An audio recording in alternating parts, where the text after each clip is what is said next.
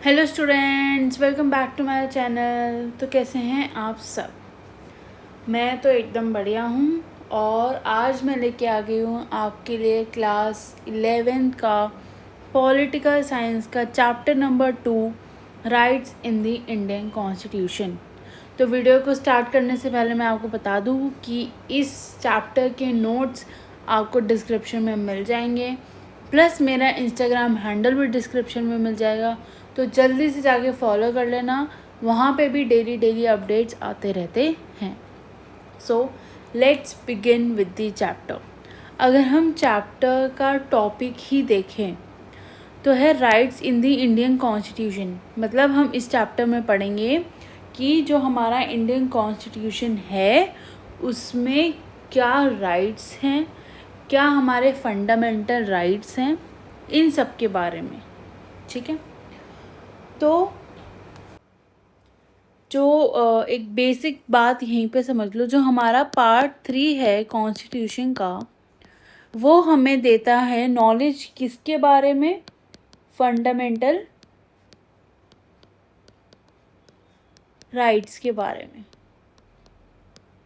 ठीक है, part 3 of the constitution किसके बारे में देता है हमें नॉलेज? फंडामेंटल राइट्स के बारे में। और वो मेंशन ये भी करता है कि लिमिटेशंस क्या है इस राइट्स पे।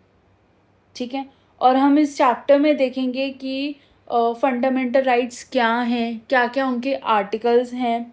ठीक है, कैसे राइट्स को हम प्रोटेक्ट करते हैं।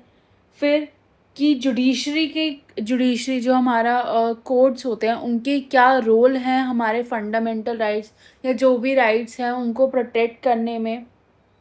ठीक है, और फंडामेंटल राइट्स के और डीपीएसपी मतलब डायरेक्टिव प्रिंसिपल्स और स्टेट पॉलिसी के बीच में डिफरेंस क्या है, ये सब हम टॉपिक्स इस चैप्टर में कवर करेंगे। तो सबसे पहले टॉपिक पे आते हैं इम्पोर्टेंस ऑफ राइट्स, कि हमें राइट्स की क्यों इम्पोर्टेंट है।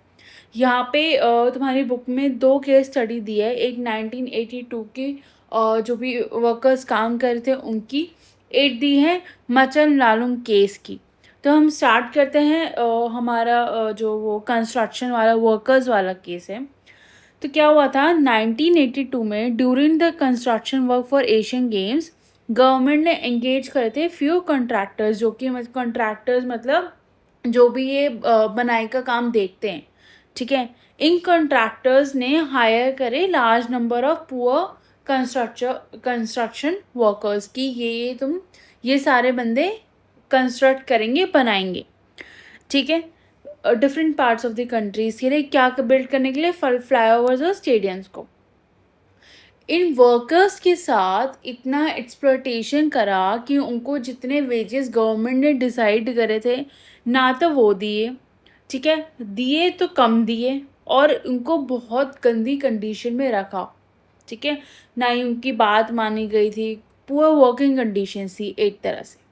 ठीक है, तो जो टीम थी सोशल साइंटिस्ट की, उन्होंने स्टडीड करा इनकी पुअर कंडीशन की, इनकी वर्कर्स की जो कि काम कर रहे थे for in the construction work. ठीक है, और उन्होंने एक पिटीशन डाल दी सुप्रीम कोर्ट में और बोला कि एक तो ये कम अमाउंट दे रहे हैं, वेजेस कम दे रहे हैं जितना डिसाइड करा है गवर्नमेंट ने, और ये वायलेशन है फोर्स लेबर का। ठीक है, violation of the fundamental right against exploitation. Fundamental rights against exploitation एक ये फंडामेंटल राइट है कि वो एक्सप्लॉयट कर रहे हैं वर्कर्स, उनको एक धोखा दे रहे हैं, एक फोर्स लेबर करा रहे हैं। ठीक है, फोर्स लेबर अगेंस्ट हैं हमारे फंडामेंटल राइट्स के।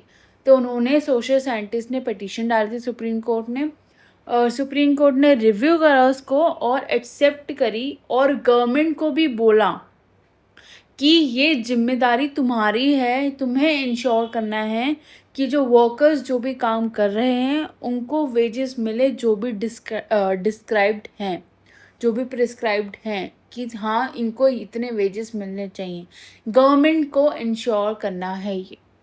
ठीक है, एक ये पहला केस था। इसमें किसका एक्सप्लॉयटेशन हुआ? राइट अगेंस्ट एक्सप्लॉयटेशन, ये एक फंडामेंटल राइट का यहाँ पे वायोलेट करा। दूसरा आता है हमारा माचन लालुंग केस। ये 23 में अरेस्ट हुए थे। ठीक है, ये कहाँ के रहने वाले थे? Chaburi village of Morigaon district of Assam, यहाँ पे ये रहते थे। तो मचल को चार्ज क्यों उसको उनको जेल में करा गया था? क्योंकि उनके ऊपर कुछ केसेस चल रहे थे, कुछ उन्होंने इंजरीज करी थी, लोगों को हर्ट करा था एक तरह से। ठीक है, तो जब इनकी हियरिंग होनी थी ना, तो इस टाइम पे उनको बोला गया था कि तुम मेंटली अनस्टेबल हो, तुम जेल में नहीं जा सकते, तुम्हें पहले एक मेडिकल ट्रीटमेंट की ज़रूरत है। तो उस मेडिकल ट्रीटमेंट की वजह से उनको मेंटल हॉस्पिटल में भेजा, जो भी उनका सो भी इलाज हुआ, ठीक है, ट्रीटमेंट हुआ। फिर उसके बाद जब उनका ट्रीटमेंट सक्सेसफुली कंप्लीट हो गया, डॉक्टर ने 2 बार जेल में भी अर्जी दी कि हाँ भाई तुम इनको ले जाओ, ही इज़ वेल नाउ, और ये ट्रायल के लिए एकदम फिट हैं। बट कोई रिस्पॉन्स ही नहीं आया, कोई अटेंशन ही नहीं आई। तो जो माचल नालुंग थे वो जुडिशियल कस्टडी में रहे थे टिल जुलाई 2005 में, तो वो रिलीज़ हो गए थे, तो वहीं तब तक ही लगा लो वो कस्टडी में रहे थे। बताओ, 23 के थे वो, और जब वो बाहर आए वो तब 77 के थे। उनकी पूरी लाइफ वेस्ट कर दी। क्यों? क्योंकि उनकी जुडिशियल कस्टडी को हियरिंग दी नहीं गई, उनको एडवांटेज दिया ही नहीं गया कि मैं अपना केस को वो कर सकूँ, कोर्ट में जारी कर सकूँ और मैं अपने लिए लड़ सकूँ। ठीक है, और 54 इयर्स बाद वो आए। वो भी कैसे आए? एक टीम अपॉइंट थी नेशनल ह्यूमन राइट्स कमीशन के थ्रू, तो उन्होंने इंस्पेक्शन वगैरह करके इंटरवेनिंग करा, फिर जाके वो 77 एज में बाहर आए। बताओ, उनकी तो पूरी लाइफ ही चली गई, जो कि ये किसका वो है, वायलेशन है, right to life and liberty. ठीक है, इसका मतलब ये है कि अगर हमारे इंडिया में, ठीक है, और स्पीडी ट्रायल होता है या जो भी है, जल्दी जल्दी केस को निपटाते या सुनते उनकी बात, तो उनको इतना सफ़र करना ही नहीं पड़ता। ठीक है, ये था हमारा माचल नालुंग केस।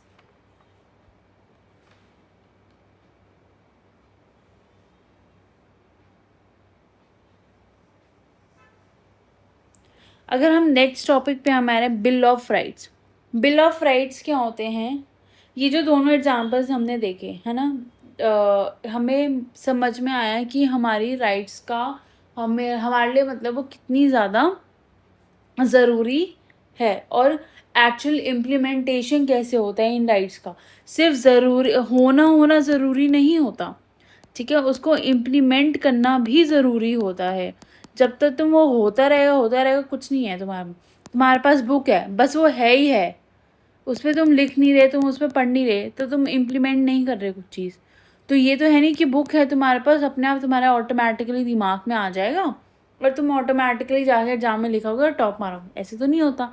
जब तक तुम उस बुक को खोलोगे नहीं, पढ़ोगे नहीं, तब तक वो तुम्हारी इम्प्लीमेंट कैसे हुई बुक, तब तक तुम्हारा दिमाग कैसे इम्प्लीमेंट होएगा।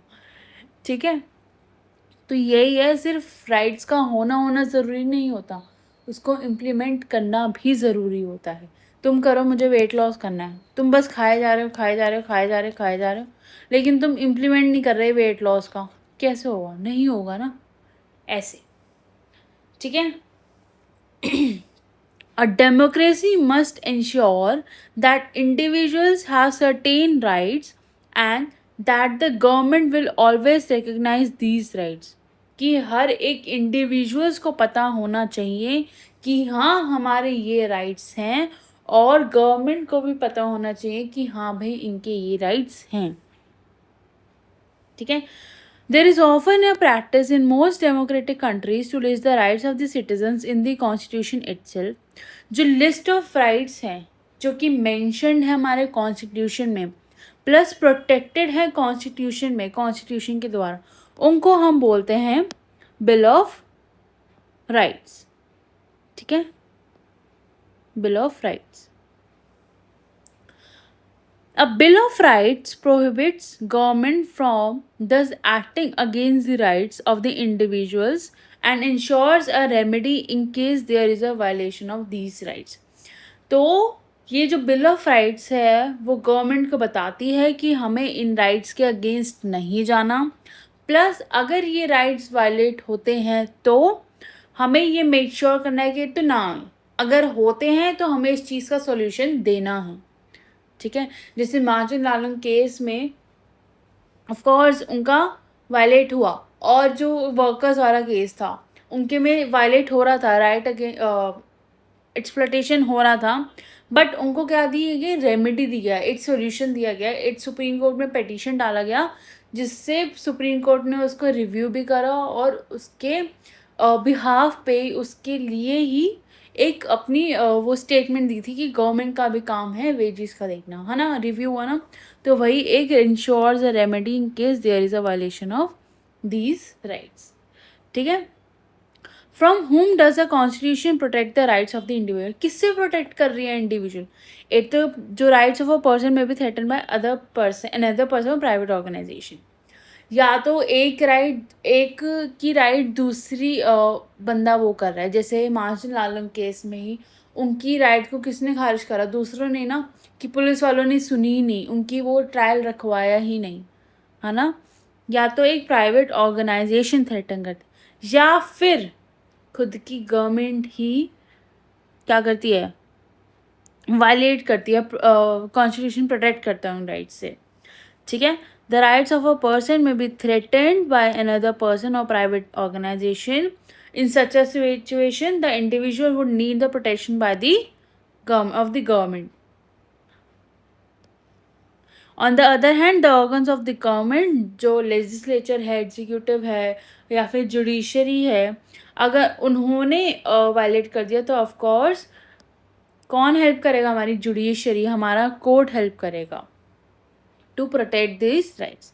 तो ये था हमारा बिल ऑफ राइट्स का। नेक्स्ट पे आते हैं fundamental rights in the Indian constitution. ठीक है, मेनली हमारा चैप्टर फंडामेंटल राइट्स पे ही है। तो जो मोतीलाल नेहरू कमेटी है उन्होंने डिमांड करी थी बिल ऑफ राइट्स 1928 में, मोस्ट इम्पॉर्टेंट है, most most most most most important. ठीक है,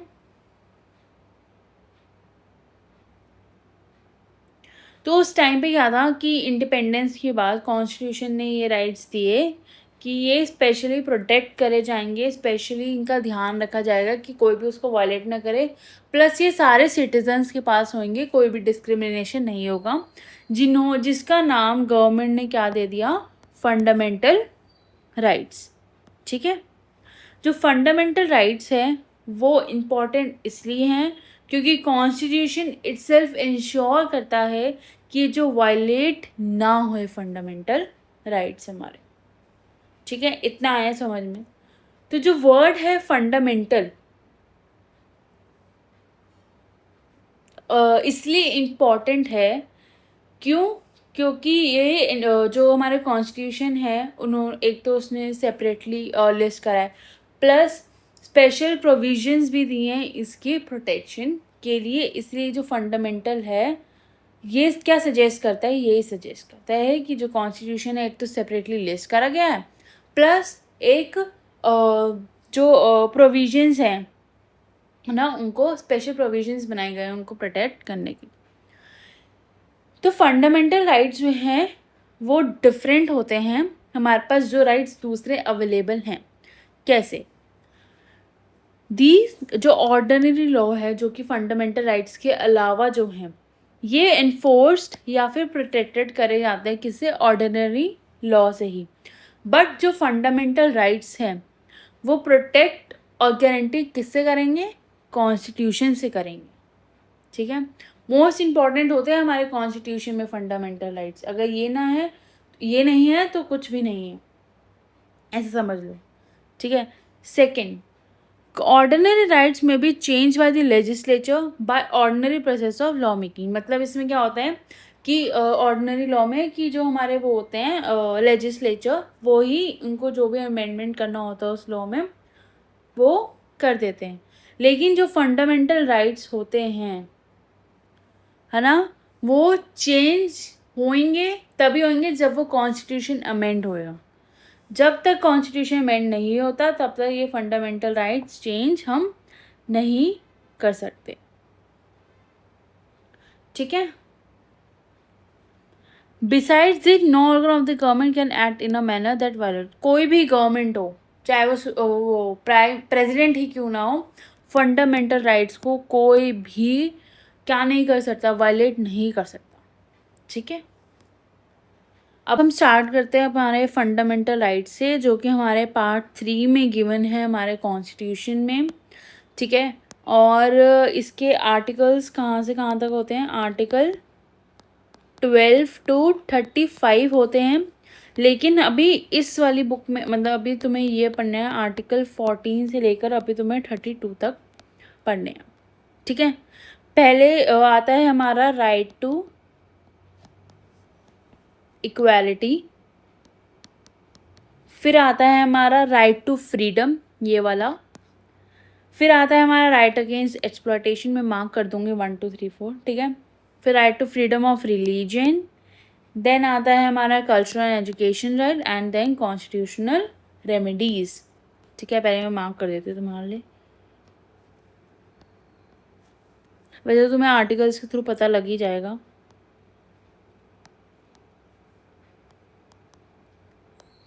ठीक है,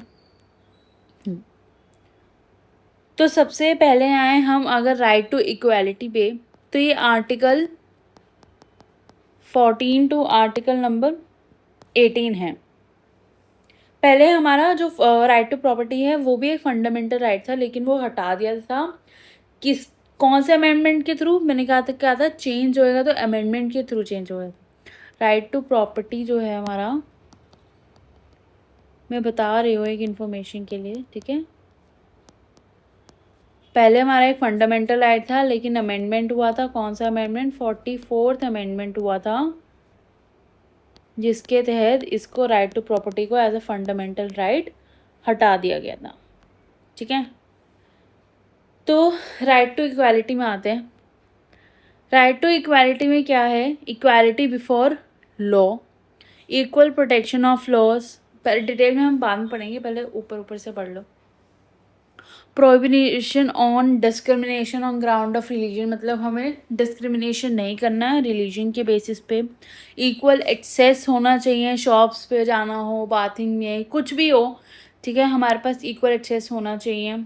इक्वल अपॉर्चुनिटी होनी चाहिए एम्प्लॉयमेंट में, ठीक है, सबको, कि ये दलित है हमें इसको नहीं देना, उसको नहीं देना, ऐसे नहीं करना है।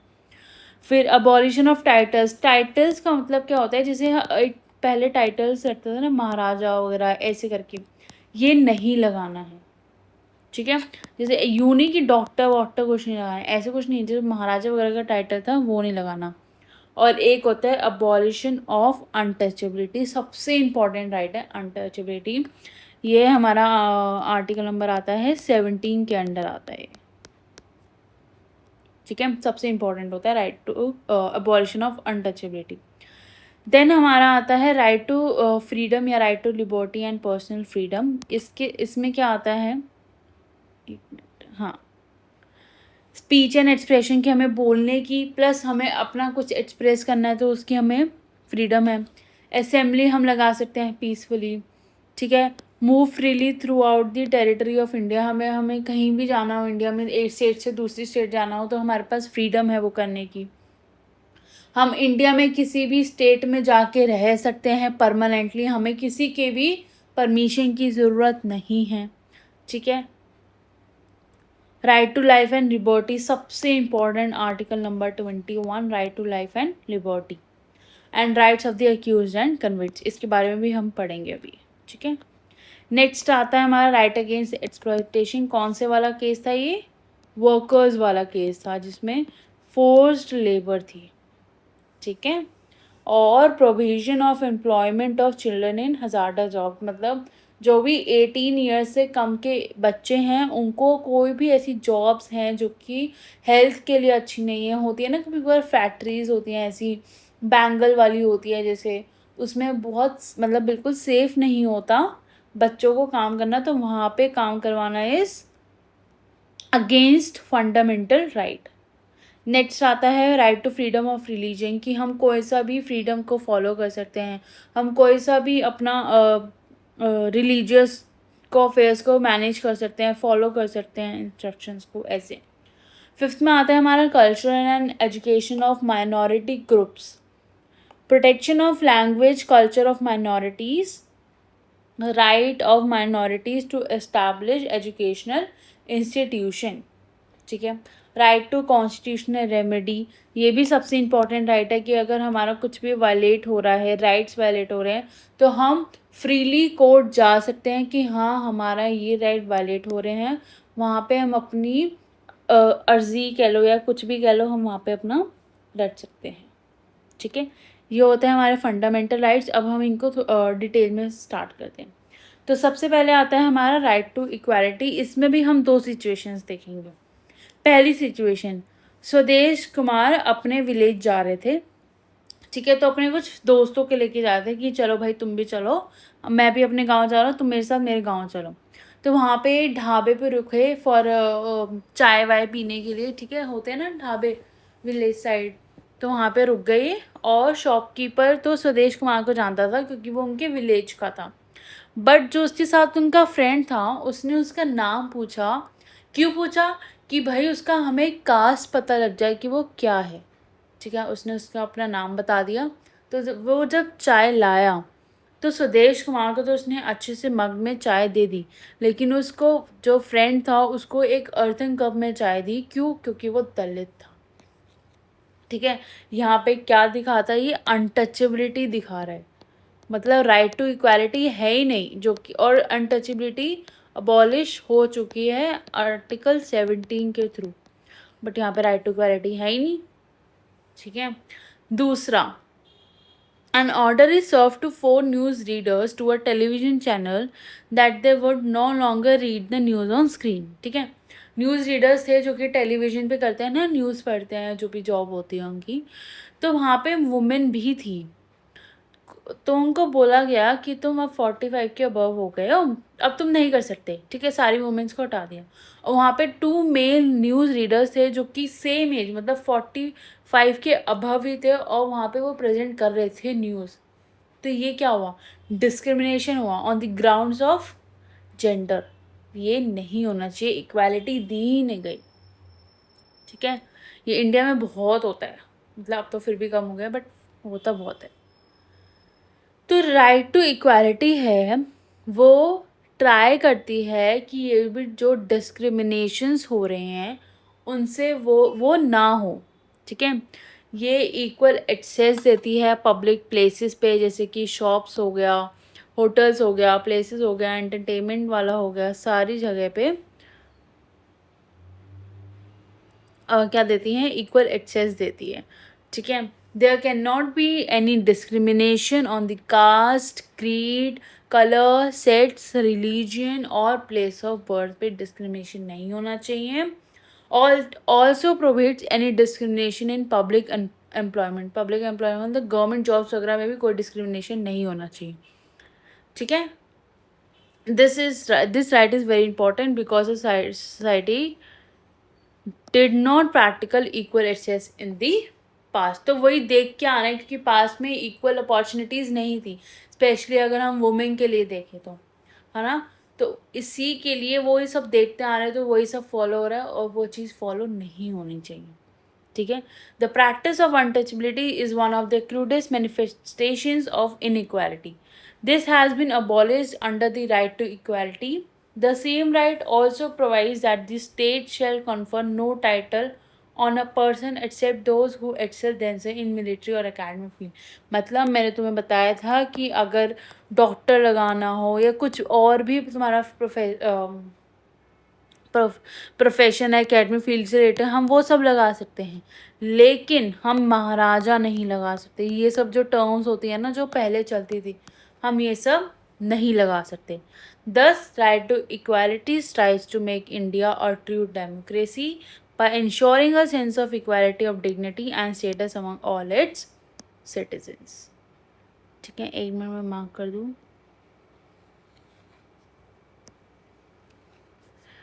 प्लस नो टाइटल, ठीक है। और यहाँ पे मैं आर्टिकल्स लिख देती हूँ एक बार।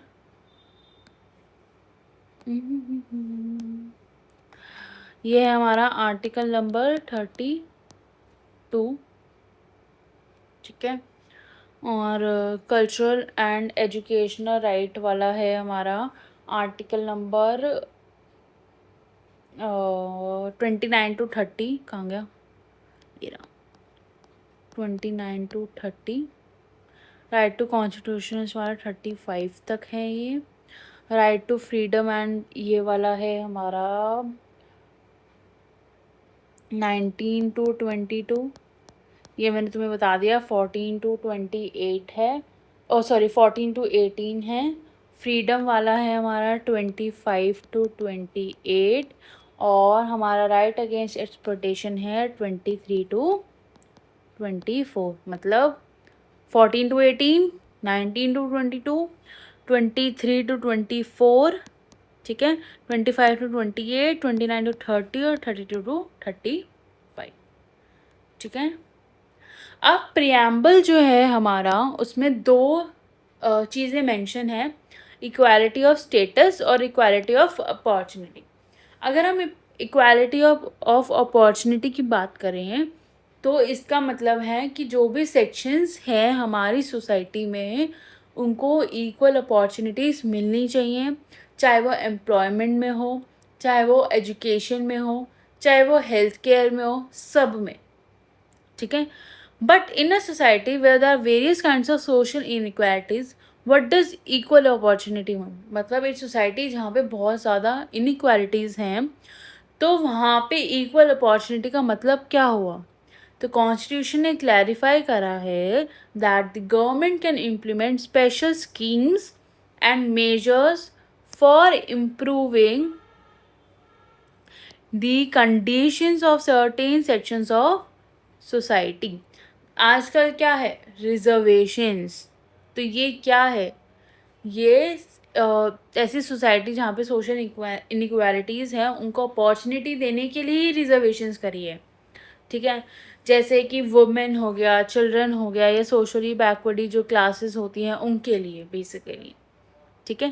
तो जैसे मान लो हम यहाँ हैं, अगर वो कहीं यहाँ है because of society, because of the financial condition, तो उनको रिजर्वेशंस दी, उनको स्कीम्स दी कि जिससे कि वो भी थोड़ा इम्प्रूव होए, ठीक है।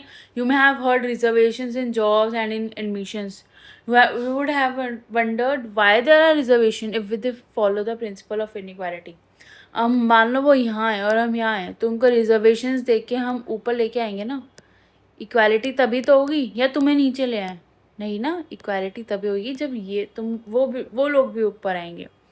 In fact, Article 16, Clause 4 of the Constitution explicitly clarifies that a policy like reservation will not be seen as violation of right to equality. Article 16 Clause 4 ने बोला है कि जो हमारा रिजर्वेशन है वो एक एज अ वायलेशन नहीं देखा जाएगा to the right of right to equality, ठीक है। देखो आर्टिकल 16(4) क्या कहता है, nothing in this article shall prevent the state from making any provision for the reservation और of appointments of posts in favor of any backward class of citizens which in the opinion of the state is not adequately represented in the services under the state। मतलब कोई भी article जो है वो prevent नहीं करेगा state को कोई भी प्रोविजंस बनाने के लिए for the reservation backward classes के लिए, जिससे कि उनको अपॉर्चुनिटी मिले। और एक और आर्टिकल आता है हमारा article number 21, protection of life and personal liberty. No person shall be deprived of his life or personal liberty except according to procedure establish by law, ठीक है। अब आते हैं हमारे नेक्स्ट राइट पे, राइट टू फ्रीडम, ठीक है। ये आर्टिकल 19 to 22 है। Equality and freedom or liberty are the two rights, equality or freedom or liberty are the two right that are most essential to a democracy. मान लो freedom ही नहीं होगी तुम्हें, तो तुम उस इक्वालिटी का क्या चार डालोगे, है ना। तो दोनों ही बहुत ज़्यादा ज़रूरी है डेमोक्रेसी के लिए। It is not possible to think of the one without thinking of the other. Liberty means freedom of thought, expression and action. However, it does not mean freedom to do anything that one desires or likes.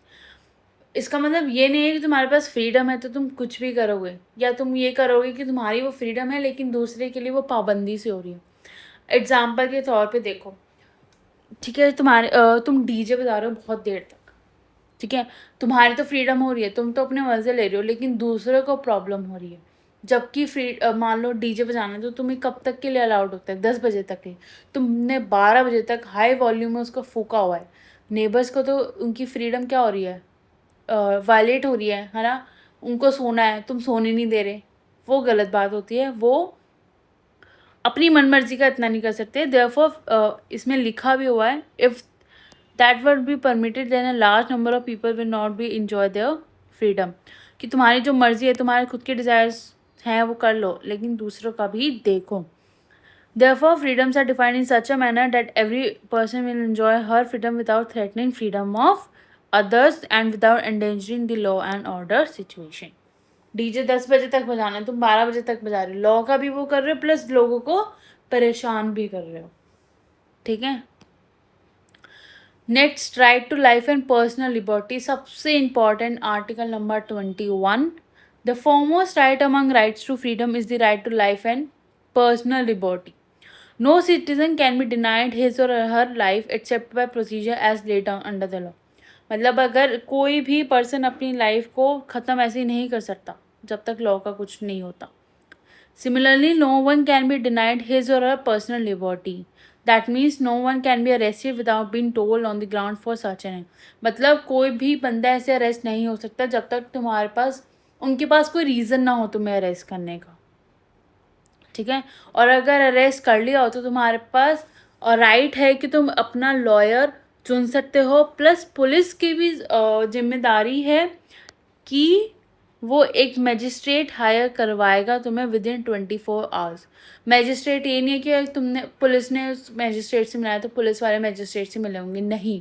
Magistrate police वालों की नहीं सुन सकते हैं, उन्हें सिर्फ तुम्हारे लिए सुनना है, ठीक है। और वही डिसाइड करेगा कि अरेस्ट जस्टिफाइड है या नहीं। This right is not just confined to a guarantee against taking away of an individual's life, but has wider application. Various judgments of Supreme Court have expanded the scope of this right. The Supreme Court has ruled that this right also includes right to live with human dignity. Most important line. Free from exploitation. The court has held that right to shelter and livelihood is also included in the right to life, because no person can live without the means of living, that is means of the livelihood। के बिना कोई भी नहीं रह सकता, basic necessity सबको चाहिए, तो वो भी किसके अंदर आता है? राइट टू लाइफ के अंदर आता है। किसने बोला है? सुप्रीम कोर्ट ने बोला है। अब आता है केस प्रिवेंटिव डिटेंशन का। इसमें क्या होता है कि पुलिस तुम्हें इस बात पे अरेस्ट नहीं करती कि तुमने कोई क्राइम करा है, बल्कि इस आधार पे करती है कि तुम कोई क्राइम कर सकते हो, उनको शक है, ठीक है। ये पहले पास्ट में हो चुका है प्रिवेंटिव डिटेंशन, ठीक है। तो देखो, ordinarily a person would be arrested after he or she has reportedly commit some offence. However there are exceptions to this. Sometimes a person can be arrested simply out of an apprehension that he or she is likely to engage in a lawful activity in prison for some time without following the above mentioned procedure.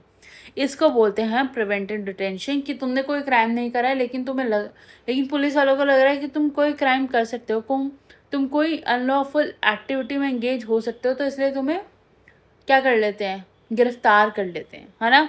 It means that if the government feels that a person can be a threat to law and order or to the peace and security of the nation, it can detain or arrest that person. This preventive detention can be extended only for 3 months. After 3 months, such a case is brought before an advisory board for review. On the face of it, preventive detention looks like an effective tool in the hands of the government to deal with anti-social elements of subversives. लेकिन उनको, कई लोगों को लगता है कि भाई ये तो गवर्नमेंट ऐसे मतलब वो कर लेगी, ठीक है, तो गवर्नमेंट मिसयूज़ भी कर सकती है पावर। नहीं, ऐसा नहीं होता। गवर्नमेंट मिसयूज़ नहीं कर सकती लोगों के खिलाफ ये इस पावर को, ठीक है। अदर फ्रीडम्स के बारे में बात हुई है, फ्रीडम ऑफ स्पीच, जिसमें हमारे पास फ्रीडम है बोलने की, ठीक है, अपने व्यूज एक्सप्रेस करने की, ठीक है, और कुछ भी जैसे कहीं पे भी बोलना है तो वहाँ पे बोलने की। और फ्रीडम टू असेंबल है कि असेंबल हो जाओ, ठीक है, मेल मिलाप कर लो, लेकिन पीसफुली विदाउट आर्म्स, ठीक है। द गवर्नमेंट में impose restrictions in certain area declaring the assembly of 5 or more person as an, जो गवर्नमेंट है वो रिस्ट्रिक्शंस डाल सकती है कुछ एरियाज में कि वहाँ पे असेंबली ऑफ 5 या फिर कोई ज़्यादा पर्सन से अनलॉफुल है, मतलब ये एक्सेप्टेड नहीं है। तो इस चक्कर में क्या करती है, वो लाठी चार्ज करवाती है गवर्नमेंट। देखा है ना तुम्हें कई केसेस पे कि जहाँ पे बहुत ज़्यादा पब्लिक वो हो जाती है, असेंबल हो जाती है, तो वहाँ पे उनको टैकल कराने के लिए, है ना। Such powers can be easily misused by the administration. The genuine protest against an act or policy of government by the people may be denied permission. However, if the people are aware and vigilant in regard to their rights and choose to protest against such acts of misuse become rare. In the Constitution Assembly itself, some members had expressed their dissatisfaction about it. तो यहाँ पे जैसे मान लो कोई भी government ने policy निकाली है, हम खिलाफ है, ठीक है, हम अच्छी नहीं है, तो ऑफकोर्स हम प्रोटेस्ट करते हैं उसके लिए, है ना। और वहाँ पे तुम ये सब चीज़ें लगा देते हो तो वो सब ये कह रहे हैं ठीक नहीं है। प्लस ये कॉन्स्टिट्यूशन असेंबली में भी कई मेंबर्स ने बोला है कि ये जो है वो गलत बोला गया है, ये जो तुमने ये लगाया ना, वो रेस्ट्रिक्शंस लगाई है वो गलत। नेक्स्ट आता है हमारा rights of accused. Our constitution ensures that person accused of various offenses would also get sufficient protection. ठीक है, we often tend to believe that anyone who is charged with some offense is guilty. मतलब हम उसको ये नहीं कर सकते कि अगर मान लो इसने चोरी करी है, ठीक है, दोबारा एक चोरी का केस आया तो इसी ने ही चोरी करी होगी, हम ये नहीं बोल सकते। जब तक कोर्ट प्रूव नहीं करेगा कि हाँ भाई इसी ने ही चोरी करी है, तब तक हम ये नहीं कर सकते कि वो गिल्टी है। ये सिर्फ कोर्ट ही बताएगा कि वो गिल्टी है या नहीं। It is also necessary that a person accused of any crime should get an opportunity to defend herself or himself. उसके पास अपॉर्चुनिटी भी होनी चाहिए कि वो अपने आप को डिफेंड कर सके, ठीक है, ट्रायल्स होने चाहिए कोर्ट में। और जो कॉन्स्टिट्यूशन है उसमें 3 राइट्स है। No person will be punish for the same offence more than once. अगर मान लो उसने एक ऑफेंस करा है और वो दोबारा वही कर रहा है तो उसको 8 से ज़्यादा बार ऑफेंस नहीं करने का वो है। इसका वो होता है double jeopardy.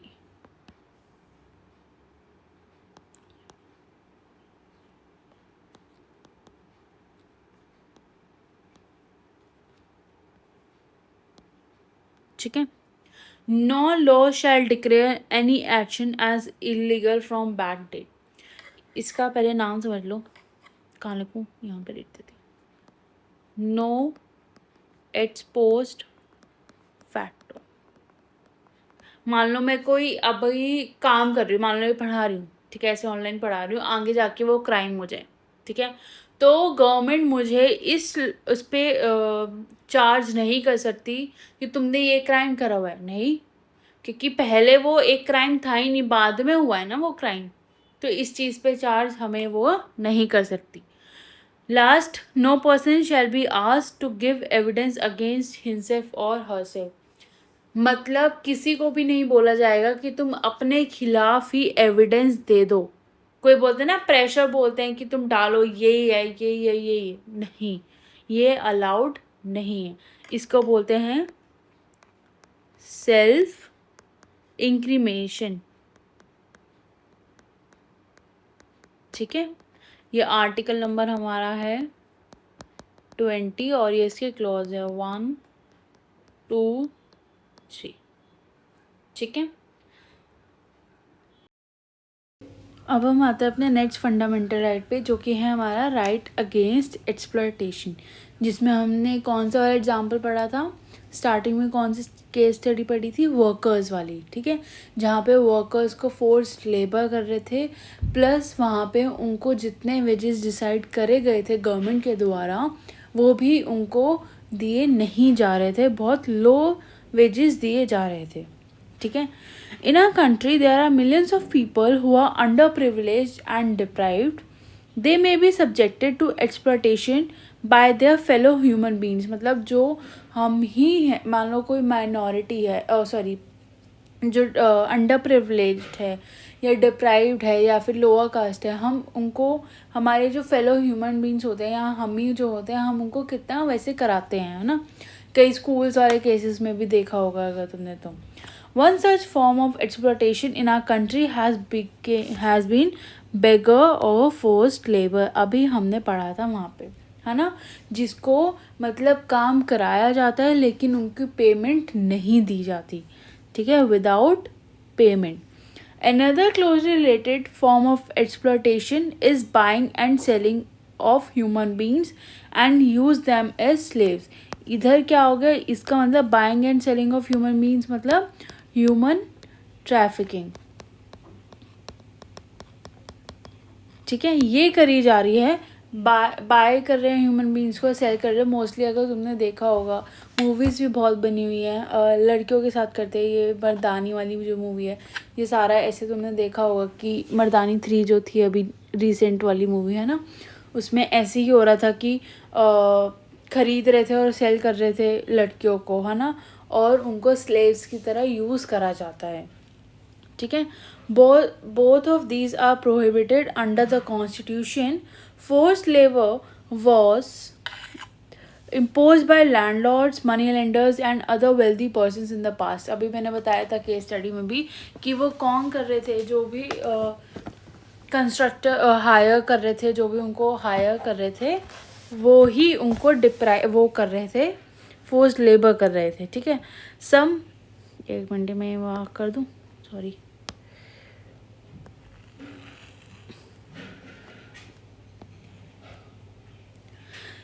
Some form of bonded labor still continues in the country, especially in brick kiln work. It has now been declared a crime and punishable. ठीक है।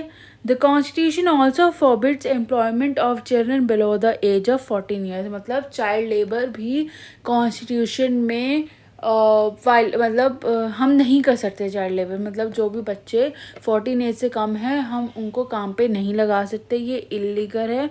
और काम पे तो लगा नहीं सकते, इनफैक्ट उनको डेंजरस जॉब्स है जैसे फैक्ट्रीज और माइंस वगैरह में भी नहीं लगा सकते। एक पता नहीं 10th में था, पता नहीं 11th में चैप्टर है इंग्लिश में ही कि वो काम करते हैं उसमें फैक्ट्रीज़ वगैरह में, बैंगल्स वगैरह की, तो वो बहुत हार्मफुल होता है।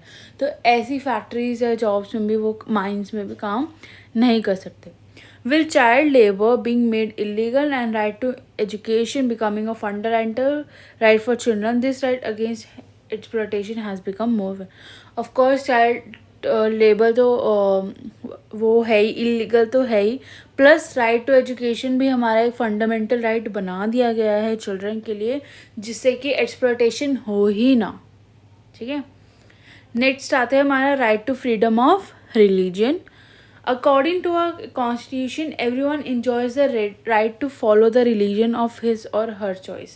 मतलब कॉन्स्टिट्यूशन के आधार पे हमारे पास राइट है कि हम अपना रिलीजन जो है उसका फॉलो करें, ठीक है, कि कौन सा हमारा रिलीजन है, क्या है, प्लस हम उसके जो भी कस्टम्स हैं, जो भी वो हैं, प्रैक्टिसेस हैं, हम उसको फॉलो करें, ठीक है। कोई भी हमें रोक नहीं सकता। This freedom is considered as a hallmark of democracy. Historically, there were rulers and emperors in different parts of the world who did not allow residents of their countries to enjoy the right to freedom of religion. कुछ rulers थे या कुछ emperors थे जो कि अपनी country में अपने ही लोगों को, अपने ही सिटीजन्स को अलाउ नहीं करते थे कि तुम ये वाला रिलीजन फॉलो करो, प्लस उनके ऊपर बहुत ज़्यादा प्रेशर डाल देते थे कि नहीं, तुम्हें यही वाला रिलीजन फॉलो करना है, तुम इस कंट्री में रहोगे तो यही रिलीजन। जैसे हम अगर पाकिस्तान की बात करें तो पाकिस्तान एक क्या है, मुस्लिम कंट्री है ना, वहाँ पे मुस्लिम रिलीजन फॉलो होता है। और अगर हम इंडिया की बात करें, इंडिया एक सेकुलर कंट्री है, इधर हर रिलीजन है, मुस्लिम है, हिंदू है, सिख है, सभी हैं, ठीक है। ऐसे Persons following a religion different from that of the ruler were either persecuted or forced to convert to the official religion of the rulers. या तो उसको persecute कर दिया जाता था, प्लस या तो उसको बोलते थे कि जो हमारा रूलर फॉलो कर रहा है रिलीजन उसमें कन्वर्ट हो जाओ. और इंडिया में ये कन्वर्जन भी अलाउड नहीं है, फोर्सफुली कन्वर्जन भी अलाउड नहीं है कि तुम दूसरे रिलीजन में कन्वर्ट हो. Therefore, democracy has always incorporated the freedom to follow the religion of one's choice as one of its basic principles.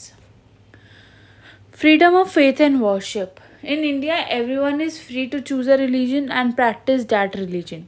Freedom of religion also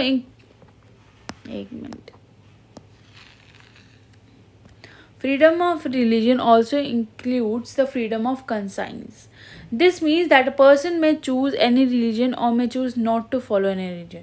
मतलब लोगों की मर्जी है कि उनको नास्तिक बनना है, आस्तिक बनना है. अगर तुमने रिलीजन फॉलो कर रहा है तो तुम्हें उसकी प्रैक्टिस करनी है, नहीं करनी, सब की आज़ादी दे रखी है हमारे कॉन्स्टिट्यूशन में. ठीक है. Freedom of religion includes the freedom to profess, follow and propagate any religion. ठीक है. फ्रीडम ऑफ रिलीजन में इंक्लूड है फ्रीडम टू प्रोफेस, कि हम कोई भी रिलीजन को वो कर सकते हैं, अपना सकते हैं, फॉलो कर सकते हैं और प्रोपगेट भी कर सकते हैं. Freedom of religion is subject to certain limitations. कुछ लिमिटेशंस लगाई गई हैं, गवर्नमेंट के द्वारा रेस्ट्रिक्शंस लगाई हुई हैं. ठीक है. क्यों? In order to protect public order, morality and health. This means the freedom of religion is not an unlimited right. नहीं है freedom of religion. ठीक है. लिमिटेड है, restricted है. क्यों? क्योंकि गवर्नमेंट ने इम्पोज करी हुई है restrictions को. ठीक है. The government can interfere in religious matters for rooting out certain social evils. For example, जैसे कि पास में सती प्रथा थी. ठीक है. बायोगैमी थी. बायोगैमी मतलब टू मैरिज. ठीक है. एक पर्सन दो मैरिज कर सकता है. वह सब गवर्नमेंट ने इंटरवेन करके क्या करी, रोक दिया कि नहीं. और एक और ह्यूमन सेक्रीफाइस, की ह्यूमन को जला दिया जाता था. ठीक है. त्याग देना. तो ये सब क्या करा, गवर्नमेंट ने बैन कर दिया इंटरफेयर करके. बल्कि कई कहते हैं कि हमारा रिलीजियस मैटर है, आप क्यों इंटरफेयर करें. बट कहीं जगह पे गवर्नमेंट को इंटरफेयर करना ज़रूरी होता है. ठीक है. Such restrictions cannot be opposed in the name of interference in right to freedom of religion. ये नहीं बोल सकते कि हमारे पास right to freedom of religion है, आप क्यों interfere कर रहे हैं, है ना. ये करके अपोज नहीं कर सकते. The limitations on the right to freedom of religions always produce tension between followers of various religions and the government. When the government seek to restrict some activities of any religious group, people of that religion feel that there is interference in their religion. अभी बताया मैंने, है ना. Freedom of religion becomes a matter of political controversy for yet another reason. The Constitution has guaranteed the right to propagate one's religion. This includes persuading people to convert from one religion to another. मतलब ये इसका मतलब ये नहीं है कि government ने right they दिया कि तुम एक रिलीजन से दूसरे कर सकते हो, लेकिन अपनी मर्ज़ी के हिसाब से कर सकते हो. कोई भी तुम्हें फोर्स नहीं कर सकता कि तुम अपना रिलीजन चेंज करो. ठीक है. The constitution does not allow forcible conversions. It only gives us the right to spread information about our religion and thus attract others to it. मतलब हम सिर्फ अपने रिलीजन के बारे में बात कर सकते हैं, इंफॉर्मेशन दे सकते हैं और दूसरों को अट्रैक्ट कर सकते हैं, ना कि उनको फोर्स करके. जैसे अभी एक मूवी है, तुमने देखी हो तो, केरला स्टोरी. ठीक है. 2 पार्ट्स आए हैं. दोनों पार्ट्स में क्या करा गया है, उनको भिला फुसला के, ठीक है, फोर्स करा गया है अपना रिलीजन कन्वर्ट करने में. और अभी जो केरला स्टोरी 2 आई है ना, उसमें एक ने मना कर दिया था कि मैं रिलीजन कन्वर्ट नहीं करूँगी. बट फिर भी उसको फोर्सफुली रिलीजन कन्वर्ट करा रहे थे और उसको बीफ खिला रहे थे. और अगर वो नहीं मान रही थी तो उसको बीफ भी खिलाया था. ऐसे मूवी में दिखा रखा है पूरा. और उसको फिर भी रिलीजन कन्वर्ट नहीं करना था तो उसने फिर ऐसे सुसाइड कर लिया था. ऐसे करके पूरी मूवी दिखा रखी है. सो मूवी फैंटास्टिक है. तुम्हें देखना है तो तुम देख सकते हो. Z5 पे आई थिंक अवेलेबल। हाँ, तो इक्वालिटी ऑफ ऑल रिलीजन पे आते हैं।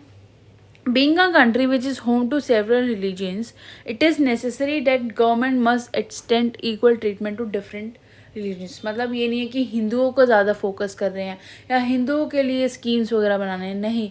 गवर्नमेंट, जैसे इंडिया एक सेकुलर कंट्री है, इसमें डाइवर्सिटी है, सेकुलर कंट्री है, तो इसमें बहुत सारे रिलीजन्स है, तो गवर्नमेंट को इक्वल ट्रीटमेंट देना पड़ेगा हर एक रिलीजन को। Negatively, it means that the government will not favor any particular religion. India does not have any official religion.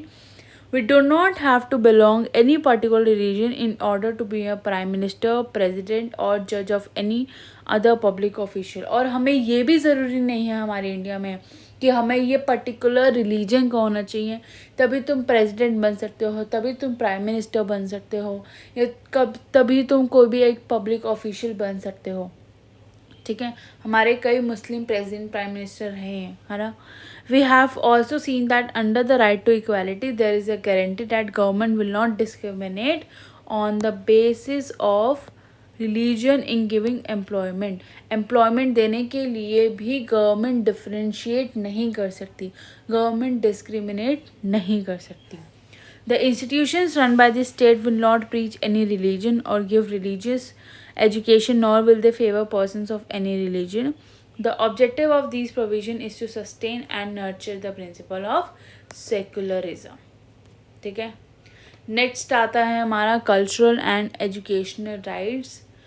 When we talk of the Indian society, एक diversity की image आ जाती है कि इंडिया में बहुत सारे कल्चर्स हैं, है ना, डाइवर्सिटी है। India is not made up of a monolithic society, ठीक है। We are a society that has vast diversity. In such a society that is full of diversity, there would be social sections which are small in numbers compared to some other groups. If a group is in minority, will it have to adopt the culture of the majority? कुछ ऐसे sections होते हैं जो कि minority होते हैं, है ना, और कुछ होते हैं जो majority होती है। ठीक है, क्या ये मानना है अगर कोई ग्रुप माइनॉरिटी में है तो उसको अडॉप्ट करना पड़ेगा कल्चर मेजॉरिटी का? नहीं, ऐसे तो कहीं नहीं लिखा। ऐसे कई हैं हमारे सेक्शंस जो है सोशल सोसाइटी के, कि वो अपना ही वो फॉलो करते हैं कल्चर, ना कि मेजॉरिटी वाला, है ना। सबको अपना अपना राइट है अपना कल्चर फॉलो करने की, कोई भी बाउंडेशन नहीं है। Our constitution believes that diversity is our strength. Therefore, one of the fundamental rights is the right of the minorities to maintain their culture. This minority status is not dependent only upon religion. सिर्फ ये religion पे dependent नहीं है कि सिर्फ religion के basis पे हम अपना culture को बचाएंगे। ये language के basis पे है, ये culture minorities भी included है। Linguistic मतलब होता है language, ठीक है। Minorities are groups that have common language or religion and in a particular part of the country or in the country as a whole, they are outnumbered by some other social section. Such communities have a culture, language and script of their own and have the right to conserve and develop these। ये तो है ही है, plus उनके पास government, इसमें education वाले sector में आता है कि अगर उनको एजुकेशन सेक्टर अपना डेवलप करना है, ठीक है, और उनके पास गवर्नमेंट भी हेल्प करेगी उनको डेवलप करने के लिए, एजुकेशन इंस्टीट्यूशंस को डिस्क्रिमिनेट नहीं करेगी on the basis of that is under the management of minority community. ठीक है, नेक्स्ट हमारा आता है most important, right to constitutional remedies. मैंने मतलब समझाया था कि अगर हमारा कोई भी फंडामेंटल राइट वायलेट होता है, इसका मतलब है कि हम अब कोर्ट जा सकते हैं अपना ये लेके कि हमारा ये राइट वायलेट हुआ, हमें केस करना है, जो भी करना है, ठीक है। One would agree that a constitution contains a very impressive list of fundamental rights, correct? But merely writing down a list of rights is not enough. There has to be a way through which they could be realized in practice and defended against any attack on these rights. Right to constitutional remedies is a means through which this is to be achieved. Doctor B.R. Ambedkar ने heart and soul कहा है constitution को, इस वाले right को। Consider the right to constitutional remedies as heart and soul of the constitution most most most most most important, याद रखना ही है तुम्हें, ठीक है. It is so because this right gives a citizen the right to approach a high court or the Supreme Court to get any of the fundamental right restored in case of their violation. अभी समझ में आया कि अगर तुम्हारा rights कोई भी violet होता है तो सिटीजन्स के पास राइट है हाई कोर्ट जाने का प्लस सुप्रीम कोर्ट जाने का कि हमारा फंडामेंटल राइट को रिस्टोर करो, हमारा वॉयलेट हुआ है. The Supreme Court and the High Courts can issue orders and give directives to the government for the informative of the rights, enforcement of the right. तो कोर्ट जो है वो कुछ रिट्स को इशू करता है इन सब प्रॉब्लम्स को सॉल्व करने के लिए. सबसे पहले आता है हैबियस कॉर्पस. जो रिट है हैबियस कॉर्पस का मतलब है कि जो कोर्ट है orders that the arrested person should be presented before it, कि कोर्ट में जो भी अरेस्टेड पर्सन है उसको प्रेजेंट करा जाएगा. हमने पढ़ा था ना कि वो उसको क्या कहते हैं, मैजिस्ट्रेट के पास लेके जाया जाएगा विद इन 24 आवर्स, पुलिस लेके जाएगी, है ना, वही वाला कि अरेस्टेड पर्सन को कोर्ट में प्रेजेंट करा जाएगा. It can also order to set free an arrested person in the manner or grounds of arrest are not lawful. और अगर उस कोर्ट को लगा कि ये गिल्टी नहीं है या इसने कुछ भी ऐसे क्राइम व्राइम नहीं करा है तो उसको आज़ाद भी कर दिया जाएगा, ठीक है.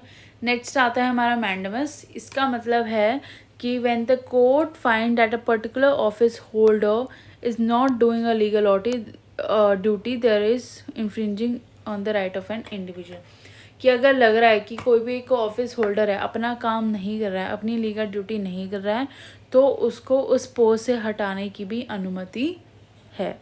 जैसे प्राइम मिनिस्टर है या प्रेसिडेंट है या कोई भी है, वो अपना काम नहीं कर रहा, वो बैठा है और लीगल ड्यूटी नहीं कर रहा है, कुछ अनफेयर कर रहा है ना, तो उसको हटाने का हक है.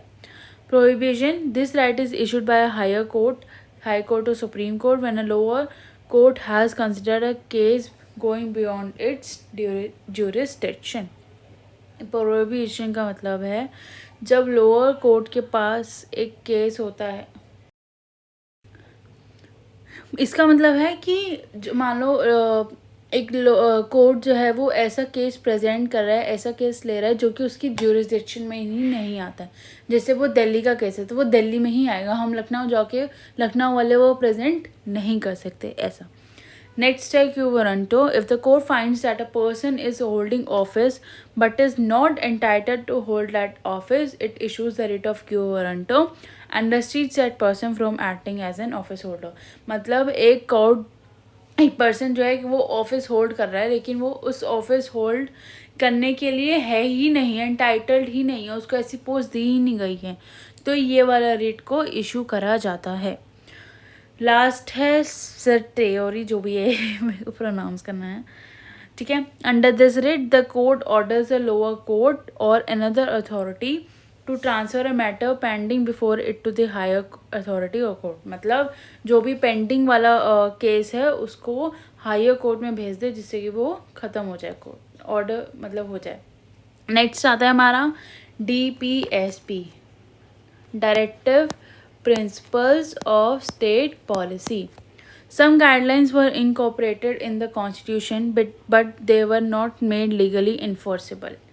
This means that if a government did not implement a particular guideline, अगर government ने एक particular guideline implement नहीं करी, we cannot go to the court asking the court to instruct the government to implement this policy. हम court में नहीं जा सकते कि आप ये वाले चीज़ को implement करो, ठीक है. Thus these guidelines are non justiciable, मतलब हम गवर्नमेंट के पास कोर्ट में नहीं जा सकते. जैसे फंडामेंटल राइट्स में अगर हमारे वायलेट होती है तो हम कोर्ट जा सकते हैं, ठीक है, तो वो जस्टिसेबल है. लेकिन DPSC हमारा जस्टिसेबल नहीं है, हम कोर्ट नहीं जा सकते. That is parts of the constitution that can not be enforced by the judiciary. Those who frame the our constitution thought that the moral force behind these guidelines would ensure that the government would take them seriously. Besides, they expected that the people would also hold the governments responsible for implementing these directives. So, a separate list of policy guidelines is included in the constitution और इस guidelines को बोलते हैं हमारा DPSP, Directive Principles of State Policy. तो DPSP contain करता क्या है? ठीक है, 3 होते हैं। पहला है the goals and objectives that we as a society should adopt. Goals और ऑब्जेक्टिव्स जो कि एक ऐसे सोसाइटी हमें अडॉप्ट करने चाहिए। दूसरा, certain right and individual should enjoy apart from the fundamental right. Fundamental rights के अलावा जो भी और भी राइट्स हैं उनको इंडिविजुअल इंजॉय कर पाए। ठीक है। दूसरा, certain policies that the government should adopt. कुछ पॉलिसीज जो कि गवर्नमेंट अडॉप्ट करे जिससे कि कंट्री का डेवलपमेंट हो। The government from time to time try to give effect to some DPSP। ठीक है, उन्होंने कुछ ऐसे बिल्स पास करे हैं या फिर ऐसे कुछ स्कीम्स पास कर रही है जिससे कि उनका जो इफेक्ट है DPSP का वो स्ट्रॉन्ग हुआ है। They pass several zamindari abolition bills, है ना, nationalise banks, enacted numerous factory laws, मिट्स minimum wages, cottage and small industries were promoted and provisions for reservation for the upliftment of the SC ST के लिए reservations कराई है ना। ये सब जो भी इन्होंने स्टेप्स लिए गवर्नमेंट ने वो इसलिए लिए हैं कि डायरेक्टिव प्रिंसिपल्स जो हैं वो अच्छा हो। और जैसे और भी एफर्ट जैसे कि राइट टू एजुकेशन हो गया, पंचायती राज इंस्टीट्यूशंस का फॉर्मेशन हो गया पूरी कंट्री में, partial right to work under employment guarantee programme जैसे हमारा मनरेगा आ गया है ना, और मिड डे मील स्कीम वगैरह, ये सब जो स्टेप्स हैं गवर्नमेंट ने लिए हैं DPSP को इफेक्ट में लाने के लिए। ठीक है, अब हमारा ये तो हमारा DPSP था। अगर हम फंडामेंटल ड्यूटीज़ के बारे में बात करें कि सिटीजन्स की ड्यूटीज़ क्या हैं एक कंट्री को लेके, 1976 में the 42nd amendment to the constitution was passed. Among other things, this amendment inserted a list of fundamental duties of citizens. In all, 10 duties were enumerated. However, the Constitution does not say anything about enforcing these duties. As citizens, we must abide by the Constitution, defend our country, promote harmony among all citizens, and protect the environment. It must be noted that our Constitution does not make the enjoyment of rights dependent or conditional upon fulfillment of duties.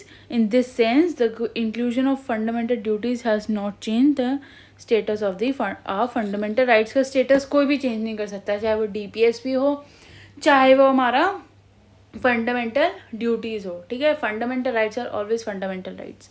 अगर हम बात करें directive principles की, goals की या फिर policies की या नॉन जस्टिसेबल राइट्स की, पहले हम गोल्स पे आते हैं। वेलफेयर पीपल का, सोशल, इकोनॉमिक और पॉलिटिकल जस्टिस, रेज करना स्टैंडर्ड ऑफ लिविंग को, प्लस प्रमोट करना इक्विटेबल डिस्ट्रीब्यूशन ऑफ रिसोर्सेज, मतलब इक्वालिटी ही। ठीक है, प्रमोशन ऑफ इंटरनेशनल पीस, ये जो है हमारे गोल्स हैं DPSP की।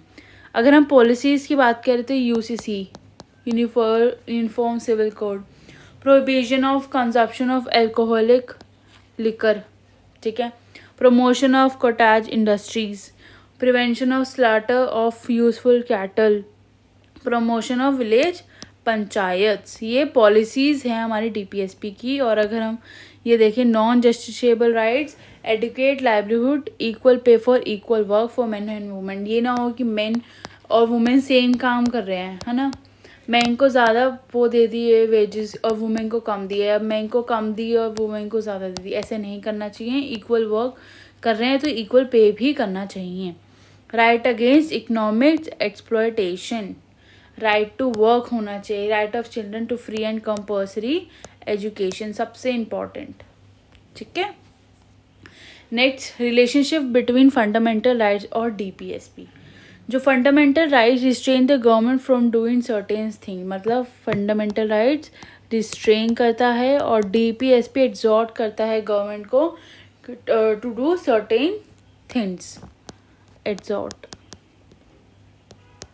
ठीक है, fundamental rights mainly protect the right of citizens, individuals, while DPSP ensure the well-being of the entire society। Fundamental rights कहता है प्रोटेक्ट इंडिविजुअल्स की, राइट इंडिविजुअल्स के, प्लस DPSP देखता है वेलफेयर, ठीक है, wellbeing of the entire society। However, at times when government intends to implement DPSP, it can come in conflict with the fundamental rights of the citizens। This problem arose when the government sought to pass laws. ये problem कब आई? जब government ने laws पास करे abolish करने के लिए ज़मींदारी system.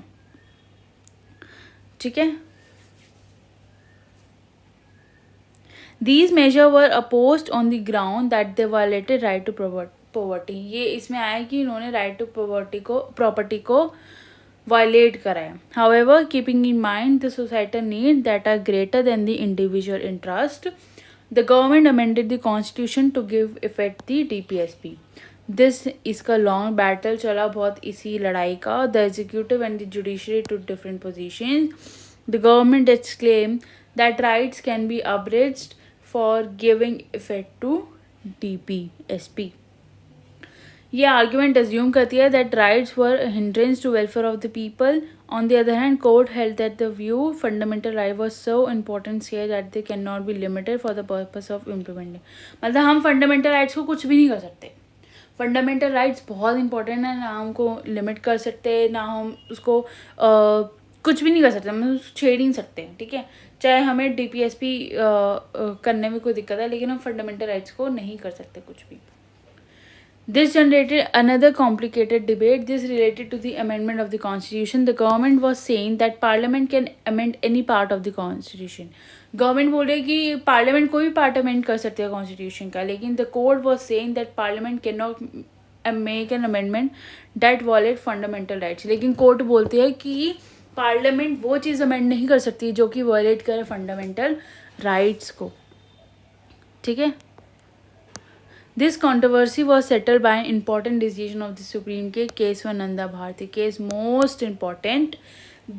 In this case, the court said that there are certain basic features of the constitution and these cannot be changed by parliament। मतलब इस केस में बोला था कि हमारे कॉन्स्टिट्यूशन के कुछ बेसिक फीचर्स हैं जो कि हम चेंज नहीं कर सकते, जो कि हम अमेंड नहीं कर सकते, चाहे वो फिर गवर्नमेंट प्रेशर करे, चाहे वो पार्लियामेंट के थ्रू हो, चाहे वो कोर्ट के थ्रू हो, हम इसको चेंज नहीं कर सकते।